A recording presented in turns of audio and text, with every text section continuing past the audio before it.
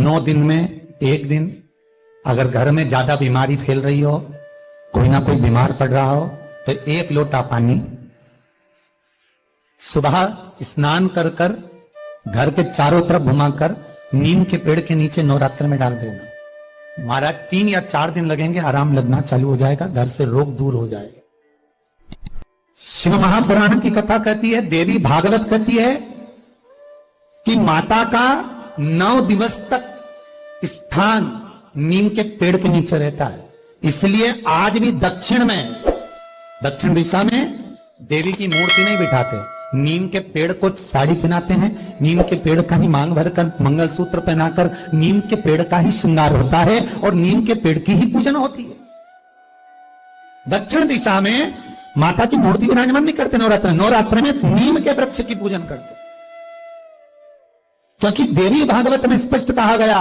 नवरात्रि तक मां जगत जननी जगदम्बा 64 योगिनियों के साथ में नीम में विराजमान हो जाती। 64 योगिनी। घर के अंदर बैठकर आप 27 मनके की माला जप रहे हो, घर के अंदर बैठकर 30 मनके की माला जप रहे हो, घर के अंदर बैठकर 108 मनके की माला जप रहे हो। आप जितने भी मनके की माला घर के अंदर बैठ रहे हो और जप रहे हो, उसका पुण्य आपको प्राप्त होगा, मना नहीं है, मिलेगा। पर रुपये में से 54, रुपये में से कितना मिल रहा है? 54, 25%। वही माला आप किसी मंदिर में, देवालय में, तीर्थ में जप रहे हो, उसका पुण्य मिलेगा केवल आधा, 50%, मात्र 50। महाराज वही माला आप यदि पीपल, आंवला, समी, बेलपत्र, इन वृक्ष के नीचे अगर आप एक माला को लेकर बैठे हो और बिना आसन के,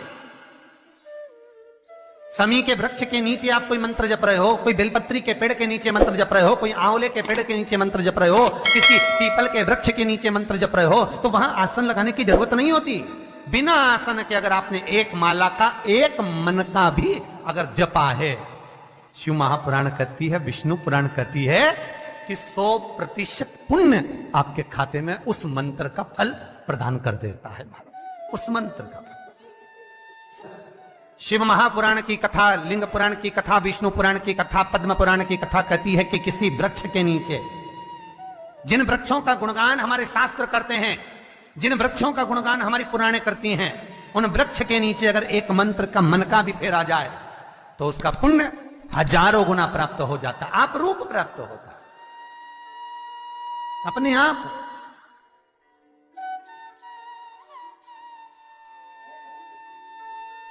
आप जिस पुण्य को करना चाहे, मेरा बहुत निवेदन है महाराज, बहुत प्रयास करा करो, प्रयास करना। अगर हाथ के मनके की माला भी नहीं हो और किसी पीपल के पेड़ के नीचे 15 मिनट बैठने का मौका मिल गया, आंवले के वृक्ष के नीचे 5 मिनट बैठने का मौका मिल गया, किसी आंवले के वृक्ष के नीचे आप 5 मिनट बैठे हो, ओम नमो नारायण का मंत्र का स्मरण कर लो, ओम नमो भगवते वासुदेवाय का जाप कर लो, बस उसका फल 4 गुना, हजारों गुना प्राप्त हो जाता है। शमी के पेड़ के नीचे बैठे हो, श्री शिवाय नमस्तुभ्यम का जाप करिए, 4 गुना फल मिलेगा, 1000 गुना फल। बेलपत्री के पेड़ के नीचे गए हो, ओम नमः शिवाय ओम का जाप करिए, फल मिलेगा। उस फल को हमें पाना है। शिव जी का पहला पार्वती के साथ अवतार है काल और काली, महाकाल और महाकाली, पहला अवतार। पर द्वार पर चप्पल पड़ी होने के कारणवश वो लौट कर चली जाती है। बहुत ध्यान दीजिएगा महाराज, थोड़ा सा आपको बुरा लगेगा, लग जाएगा, और शिव पुराण है, जीवन संवार देगी तो अच्छी बात है,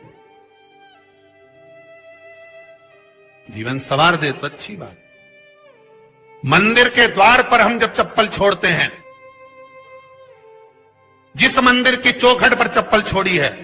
आप जितनी देर आराधना में लगे रहते हैं, उतनी देर तक आपकी चप्पल पर जितने लोग लांग कर जाते हैं, जितने लोग लांग कर प्रवेश करते हैं, उसका भी दुख आपके भाग्य में आता चले जाता है। ध्यान दीजिएगा जरा। चप्पल का भविष्य पुराण में पढ़िएगा कभी कि पादुका का महत्व क्या है, पादुका किस ओर उतारना चाहिए, पादुका को कहां रखना चाहिए। स्कंद पुराण कहती है जिस व्यक्ति पर कर्जा बहुत ज्यादा मात्रा में हो जाता है और कर्जा चूकता नहीं है, आप बहुत प्रयास कर लिए, करोड़ों रुपए का कर्जा हो गया, यहां से लिया वहां दिया, वहां से उठाया वहां दिया, वहां से उठाया वहां दिया, तो निवेदन है कभी मौका लगे कर्जा मुक्ति के लिए सारे वृक्षों में अगर कोई श्रेष्ठ वृक्ष माना गया है तो वो बट का वृक्ष माना गया महाराज। इसलिए प्रशासनिक कार्य के लिए, मानसिक टेंशन में, परेशानियों में बटकेश्वर महादेव का स्मरण किया जाता है। और यदि निवेदन करूंगा बहुत ज्यादा, यदि आपको कर्जा हो गया, बहुत ज्यादा कर्जा हो गया और वो कर्जा चूक ही नहीं रहा, तो थोड़े दिन बड़ के पेड़ के नीचे आप बटकेश्वर महादेव के लिए 1 लोटा पानी, उसमें थोड़ा सा पिसा हुआ चावल पीस के गला लेना, चावल को और पीस लेना, पीस के उस पानी में मिला लेना और मिलाकर उसमें थोड़ी सी हल्दी पिसी हुई डालकर बटकेश्वर महादेव के नाम से बड़ के पेड़ के नीचे अपनी कामना कर कर जो कर्जा हुआ है उस कर्जे का भान देते हुए, स्मरण देते हुए छोड़ दीजिए।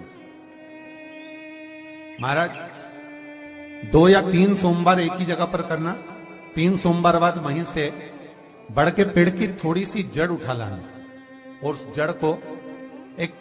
कोई धागे में बांधकर या तो अपनी गले में डाल लो या अपनी जेब में पटक लो, उसको थोड़े दिन पटक कर रखना, लगभग 2 से 3 महीना पटक कर रखो। वो जड़ जैसे बड़ का पेड़ विस्तार होता है, पानी गिरे ना गिरे, जल वृष्टि हो ना हो, गर्मी पड़े ना पड़े, उसको कोई फर्क नहीं पड़ता, बड़ का वृक्ष आप रूप फैलता जाता, उसकी जड़ें अपने आप प्रबल होती है। उसी तरह ये बटकेश्वर महादेव कहीं से भी अगर जड़ आपके पास में रखी है 1 महीना, 2 महीना, 3 महीना तक, तो ये जड़ अपने आप लक्ष्मी को पकड़कर खींच कर लाती है और कर्जे से मुक्त कर देती है।